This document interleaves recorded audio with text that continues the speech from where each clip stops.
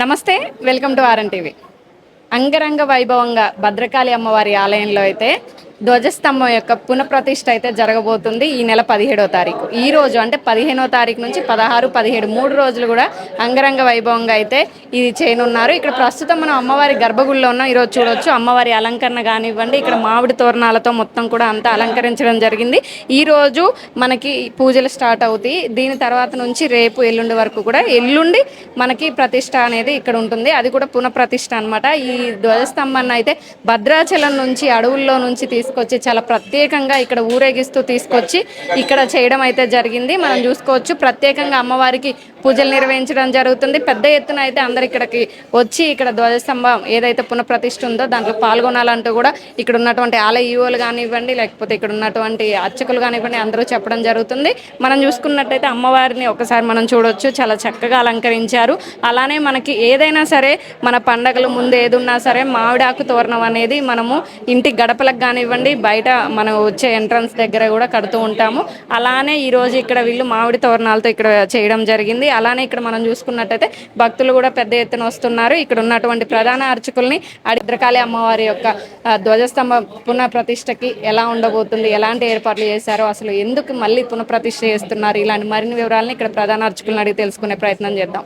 ప్రస్తుతం మనం ఏదైతే పునఃప్రతిష్ఠ చేయబోతున్నారో ధ్వజస్తంభం, దాన్ని రంగం సిద్ధం చేశారు. మొత్తం అంతా కూడా తయారైపోయింది. 17వ తారీఖున పునఃప్రతిష్ఠ చేయబోతున్నారు.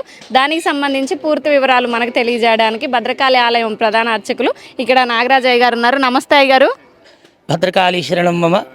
అంటే ఇక్కడ పునఃప్రతిష్ఠ అంటే మనకి ధ్వజస్తంభం ఉంది కానీ మళ్ళీ పునఃప్రతిష్ఠ చేస్తున్నారు. అలానే దీన్ని భద్రాచలం కానివ్వండి, భూపాలపల్లి కానివ్వండి, ములుగుకెళ్ళి అట్లకెళ్ళి మొత్తం అంతా కూడా అడవుల్లో నుంచి స్వచ్ఛమైన టేకుతోనో అన్నీ తీసుకొచ్చి మీరు చేస్తున్నారు. అసలు ఈ పునఃప్రతిష్ఠకి కారణం ఏంటి, ఎలా చేస్తున్నారు, ఏ రోజులు జరగబోతుంది? భద్రకాళి శరణం మమ. దేహం దేవాలయ ప్రోక్తో దీవో దేవ సనాతన. దేవాలయం అంటే మన దేహం లాంటిదే.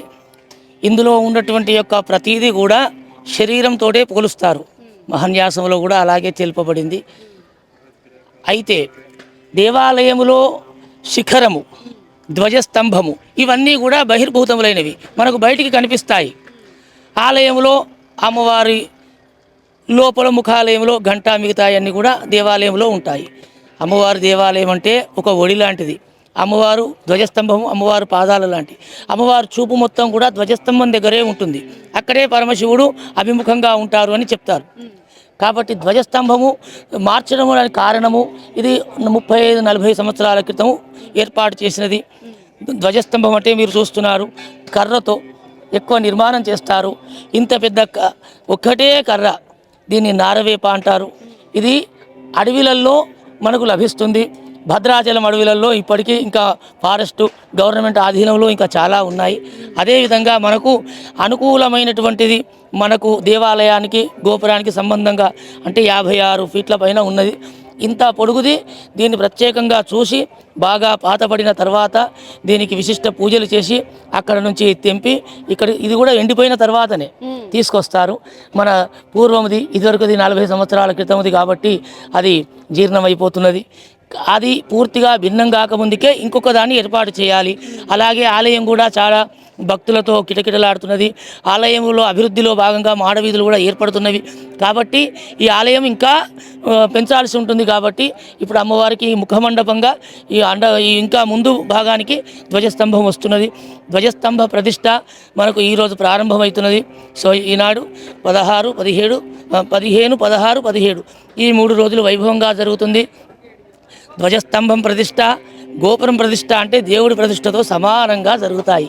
మరి భద్రకాళి అమ్మవారు ఆమె ప్రతిష్టలో పాల్గొన్న మనకు సమస్తమైన సుఖములను ఇస్తుంది. మనం ఇందే సమస్త ప్రాణులకు, ఒక మనిషే కాదు మనం కాబట్టి మనకు జ్ఞానంతో అమ్మవారిని ప్రార్థిస్తాము, దేవాలయానికి వెళుతాము, దర్శిస్తాము. మరి పశుపక్షాదుల సంగతి ఏమిటి? వాటికి కూడా ఈ ధ్వజాన్ని నమస్కరిస్తాయట, శిఖరం పైన నమస్కరిస్తాయి. సమస్త ప్రాణులకు దేవుడు ఒక్కడే. కాబట్టి వివిధమైనటువంటి అన్నిటికీ ఆలయం లోపలికి వచ్చినా రాకున్నా ధ్వజస్తంభానికి నమస్కరించిన, గోపురానికి నమస్కరించిన భగవంతుని యొక్క అనుగ్రహాన్ని పూర్తిగా పొందుతాము అని అందరూ చెప్పినారు. కొంత కష్టకాలంలో వేరే ఇతరత్ర సమయములలో మనం ఆలయం బంద్ ఉన్నటువంటి సమయంలో అయ్యో అమ్మవారిని చూడలేదు అన్న భావం అవసరం లేదు. గోపురాన్ని శిఖరమును అంటే గోపురం శిఖరమును దర్శించిన, అలాగే ధ్వజస్తంభాన్ని దర్శించినా కూడా అమ్మవారి యొక్క పూర్తి అనుగ్రహం లభిస్తుంది. ఈ ఉత్సవము ఇది నేను మొదలే చూడడం ధ్వజస్తంభ ప్రతిష్ట పూర్వం 45 సంవత్సరాల క్రితం జరిగినది. మళ్ళీ ఇవాళ ప్రారంభమవుతున్నది. ఇదంతా కూడా లోక కళ్యాణం కోసమే. అమ్మవారి అనుగ్రహము అన్ని జీవులకు రావాలి. సనాతన ధర్మంలో మన సంస్కృతిలో దేవాలయ ప్రతిష్ట ఒకటి, అందులో శిఖరము, ధ్వజస్తంభము. ధ్వజము అంటే మనల్ని ఈ రెండింటితోటే దేవాలయం యొక్క శక్తి కూడా నిక్షిప్తమై ఉంటుంది. కాబట్టి ఎంత ధ్వజస్తంభ ప్రతిష్ట అంత గొప్పగా చేస్తే ఆలయముకు అమ్మవారు కూడా అంత సంతోషపడుతుంది. కాబట్టి ఈ విశిష్టమైన పూజలకు భక్తులందరూ కూడా ఆహ్వానితులే. భగవత్ ఆరాధన అంటే పిలవాల్సిన పని లేదు. ఎందుకంటే మనం అందరం కూడా భగవత్ బంధువులము. మనం వచ్చినదే వాగర్ధావ్య సమృద్ధౌ వాగర్ధ ప్రతిపత్తయే జగతః పితరౌ వందే పార్వతీ పరమేశ్వరవు. మనకు మరి ఎవరు పరమేశ్వరు నుంచే వచ్చారు. అందుకే మనం అక్షరాభ్యాసంలో కూడా శివాయ గురవే నమః అని లిపిస్తాము. వారే మనల్ని పిలిచినట్టు స్వయంగా భద్రకాళి అమ్మవారే మన అందరిని పిలుస్తున్నది. ఈ ధ్వజస్తంభ ప్రతిష్టకు అందరూ ఆహ్వానితులే. విన్నారు కదా, ఇక్కడ ధ్వజస్తంభానికి సంబంధించి ఏర్పాట్లు మళ్ళీ పునఃప్రతిష్టకైతే అంగరంగ వైభవంగా ఏర్పాట్లు చేస్తున్నారు. అందరికీ తెలుసు, ఒక పల్లెటూరులో ధ్వజస్తంభం ఎత్తితే ఎంత అంగరంగ వైభవంగా చేసుకుంటారు. ఇంటి ఆడబిడ్డల్ని ప్రతి ఒక్కరిని చుట్టాలందరినీ పిలిచి ఆ పండగ వాతావరణం నెలకొంటుంది. అలాంటిది భద్రకాళి అమ్మవారి ఆలయం అంటే వరంగల్ ఒకటే కాదు, ఈ ఒక్క రాష్ట్రంలోనే కాదు, ఇతర జిల్లాల నుంచి విదేశాల నుంచి కూడా అమ్మవారిని దర్శనం చేసుకోవడానికి వస్తారు. కాబట్టి ఈ కార్యక్రమం చాలా అంగరంగ వైభవంగా జరగబోతుంది. ప్రతి ఒక్కరు కూడా ఆహ్వానితులే అంటూ కూడా 15 నుంచి 16, 17 తారీఖుల వరకు ఈ ఏర్పాట్లు అయితే జరుగుతున్నాయి. 17వ తారీఖు అయితే పునఃప్రతిష్ఠ జరగబోతుంది ధ్వజస్తంభానికి. అందరూ కూడా ఆహ్వానితులని చెప్తున్నారు. ఇలాంటి మరిన్ని వార్తలు మీ ముందు తీసుకొస్తున్నాం. RN TV, keep watching.